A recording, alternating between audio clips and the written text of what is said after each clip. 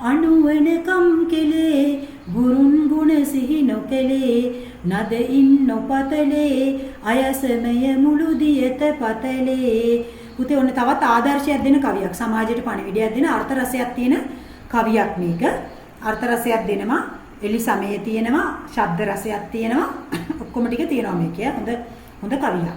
අනුවනකම් කලේ මෝඩකම් තමයි කලේ.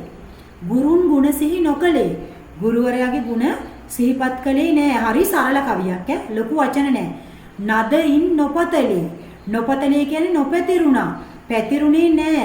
දැන් මේ කියන්නේ අර තත කඩපු ඉඳන් තන්දුව කඩපු ඉඳන් පුතේ සද්ද ඇහෙන්නේ නැතුව ගියේ. නමුත් මේ කවියේ කියනවා නද පැතිරින් නැතුව මෙයාට ඒ පව උනේ මෙයා මෝඩකම් කරලා ගුරුවරයාගේ ගුණ සිහිපත් කළේ නැති හින්දා ඒ පවට තමයි මෙයාගේ නාදේ පැතිරෙන්නේ නැතුව ගියේ කියලා. ප්‍රැක්ටිකලි වෙච්ච දේ තන්තුව කැඩුවා. නමුත් මේ සමාජයට පණිවිඩයක් දෙන්නේ. අයසමය මුළු දියත පතලේ. අයස කියන්නේ අපකීර්තිය. යසේ විරුද්ධ පදේ. කීර්තිය විරුද්ධ පදේ. අපකීර්තිය. අපකීර්තිය තමයි දියත කියන්නේ ලෝකයේම, පතලේ කියන්නේ පැතිරුණේ. මුළු ලෝකෙම පැතිරුණේ මූසිලගේ අපකීර්තිය. මෝඩකම් කරලා ගුරුවරයාගේ ගුණ සිහි කරේ නැති නිසා මෙයාගේ වීණා නාදේ පැතිරිලා ගියේ නැහැ. එයා ගැන අපකීර්තිය තමයි මුළු ලෝකෙම පැතිරිලා ගියේ. මෝඩකම් කළා ගුරුවරයාගේ ගුණ සිහිපත් කළේ නැහැ. ඒ නිසා නාදේ පැතිරිලා යන්නේ නැතුව මෙයාගේ අපකීර්තිය තමයි මුළු ලෝකෙම